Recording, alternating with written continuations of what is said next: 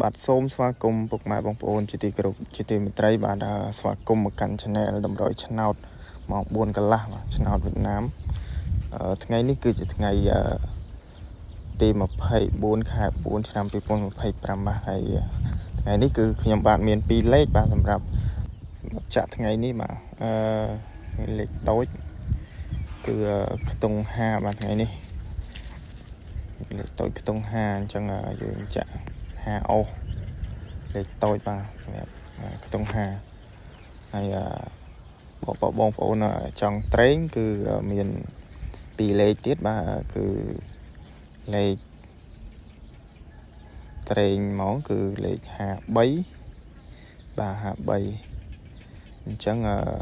បងប្អូនអាចចាក់បានលេខ53បាទហើយសម្រាប់មួយលេខទៀតគឺជាលេខ59បាទ59អញ្ចឹងទាំងពីរលេខនេះ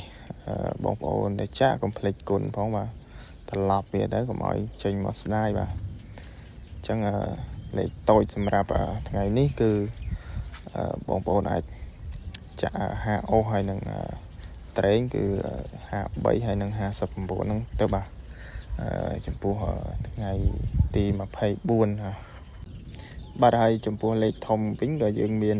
មួយលេខពីរលេខដែរបាទគឺលេខ549បាទនៅពេលដែលបងប្អូនចាក់កុំភ្លេចគុណបាទយើងត្រូវគុណលេខ3លេខនេះបាទលេខធំអញ្ចឹងយើងចាក់លេខនឹងគុណទៅបាទហើយចំពោះមួយលេខទៀតក៏គឺ540បាទ540ហ្នឹងហើយបងប្អូនកុំភ្លេចជួយចុច Subscribe និងចុច Like នៅវីដេអូនេះដើម្បីទទួលបាននៅតម្រុយឆ្នោតថ្មីសម្រាប់ម៉ោងនិងថ្ងៃបន្តទៀតបាទហើយបើបងប្អូនចង់ support ចង់ជួយនៅថវិកាតិចតួចសម្រាប់ជួយដល់ការផលិតវីដេអូសម្រាប់បងប្អូនគឺអាច support បានអាចជួយបានគឺបងប្អូនអាចផ្ញើមកតាមរយៈ Wing បាទហើយគឺមានលេខទូរស័ព្ទដាក់នៅលើវីដេអូនឹងស្រាប់បាទបងប្អូនអាចផ្ញើតាមរយៈលេខហ្នឹងមកបាទហើយចំពោះលេខហ្នឹងក៏មាន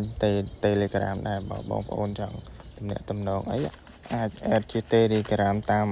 រយៈលេខទូរស័ព្ទខាងលើហ្នឹងទៅបាទហើយបងប្អូនកុំភ្លេចជួយចុច Subscribe នៅ Channel របស់ខ្ញុំបាទទាំងអស់គ្នាបាទដើម្បីទទួលបានវីដេអូថ្មីបន្ថែម